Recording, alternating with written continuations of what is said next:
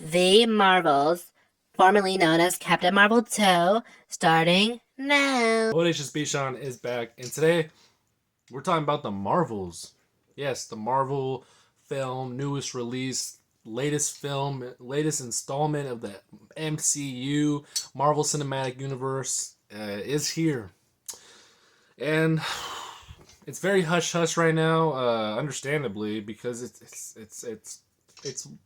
exactly what you expect. I mean, there's not much more to really say besides that. It's exactly what you expect.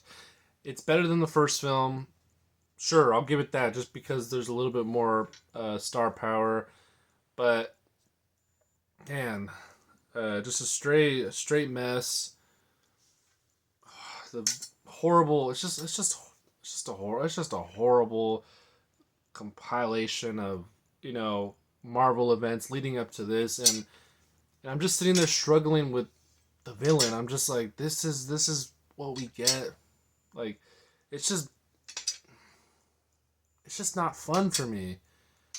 If I had a kid and I took my kid to it, yeah, I'd probably sit there a little bit more enjoyed with him, but or her. But if you're just going to watch a film and you want to see, maybe one of the best films, because you go to a Marvel film, you're hoping this tops everything else. But in the Marvel's case, it doesn't. The plot is very mid. It's very just based on building like this teamwork effort. It's mainly that's the main theme of this film, is like teamwork growth, I'd say. And then you got these big critics like IGN, the ones that have huge platforms, saying this movie is amazing, phenomenal, it's a must see, you can't miss it. And I'm just sitting there like, realistically, if I didn't like doing videos like this, I'd miss it. But yeah, definitely never trust these big critics. Never trust tomato meters. Just look at audience scores. That's when you're gonna know if you want to see a movie. It's all about audience. It's all about the people you relate to. That's how you go and see a film. And the Marvels, I'm not gonna say don't see it, but I'm just gonna say that it just wasn't great. It wasn't great at all. It wasn't. I mean, it makes sense why they're even doing the worldwide release on this damn near the same day as the Loki finale, just so they don't disappoint people. But I didn't expect to go to the film, right? I didn't expect to view this film and just have to sit in this flooding of like, just girl power and teamwork. It's just we got so much of that already. Why are we still getting this? I don't understand. Why can't we just get a really good story, good action, and maybe a little? I mean, I'm not a big hater of CGI, but I mean, if you could do better CGI, then it never hurts. But I mean, come on, Marvels. I mean, I think Brie Larson's really about to get out of here. She's about to get booted. She don't really like all the hate she's getting from the fans. Understandably so. Um, I don't think she's a horrible actress, but she's always just had a big hate for her. I think just because how OP Captain Marvel is and how quickly she was inserted into the Marvel Cinematic Universe. But I don't think that takes away from her acting abilities, which I do enjoy. The other character that plays, in my eyes, Photon, she's cool. I like her. Miss Marvel, Kamala Khan, she played cool. The Disney show was also, it was pretty.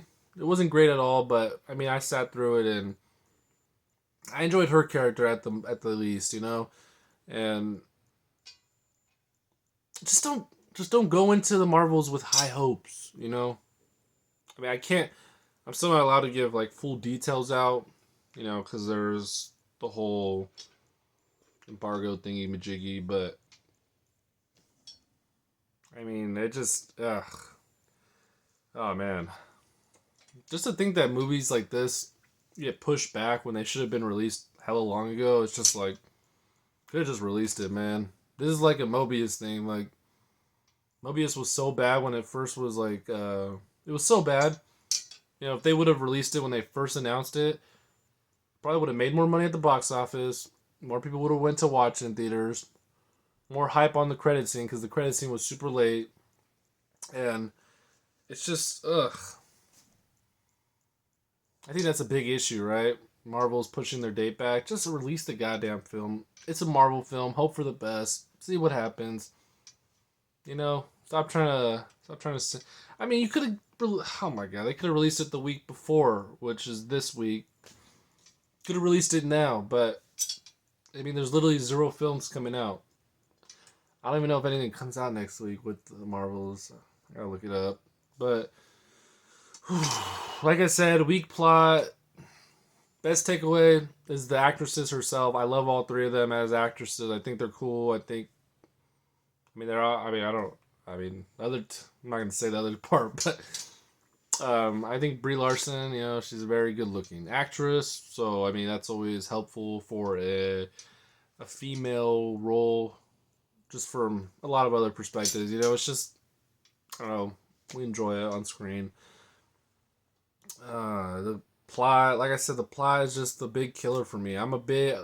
If I say anything about every film, it's about having a great, solid plot. Whether the movie is low budgeted, whether it's lack of character, lack of actors, actresses, lack of big names. If it just has a good plot, because I've watched some low budgeted films and I sit there and I'm like, but the story itself wasn't that bad. The story itself wasn't that bad.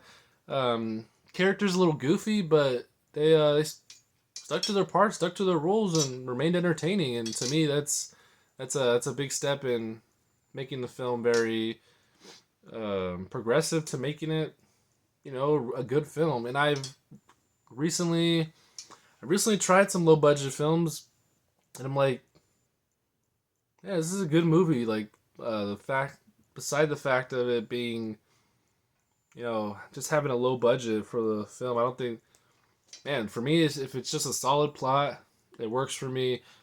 I tell you to go watch it. I mean, I'm not gonna tell you not to watch the Marvels because it's not hot trash. But if you're looking for a great plot, you're not gonna get it in this film. But speaking of low budget, man, I used to watch this guy Chris Stuckman. I wonder, he had a low budget film coming out, or I just been meaning to watch it, but I can't find it anywhere. I don't know. I gotta check it out. It was I swear it was some horror forced film, something like that. I gotta check it out.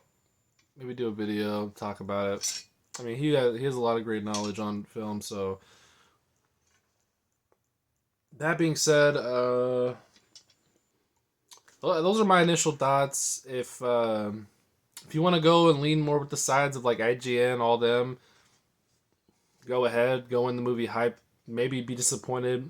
But if you want to go in with a very mellow attitude and just go in, watch it, chill, see what happens. That's going to be your best experience, in my opinion. So go try that. Bodacious Bishan does not fully stamp Captain Marvel. I like to give my little stamp of approval. I don't give it a full stamp just because I'm not saying you need to rush to see it. You can see it the week after, the 2 weeks after, 3 weeks after. But it's not horrible. So if I had to give a rating though, oof, that's tough. Man, this might be like the back-to-back time where I give two films like a 6.5, like Five Nights at Freddy, and then probably Captain Marvel. Definitely falls in the 6 and 6.5 territory. Go audience score. Let's wait I can't wait till that comes out. Audience, I always love watching your audience score because we speak the truth, man. We speak the truth in film. So let's run that score up. Let's see where it falls. I don't know. As long as it's nowhere near She-Hulk, because I'll say this, Captain Marvel 2, or Marvels, sorry. The Marvels is a billion, quintillion times better than She-Hulk. I don't give a damn. She-Hulk was the worst thing of cinema I've ever seen in my entire life. Bodacious Bishan appreciates you. Thanks for watching the video. Peace.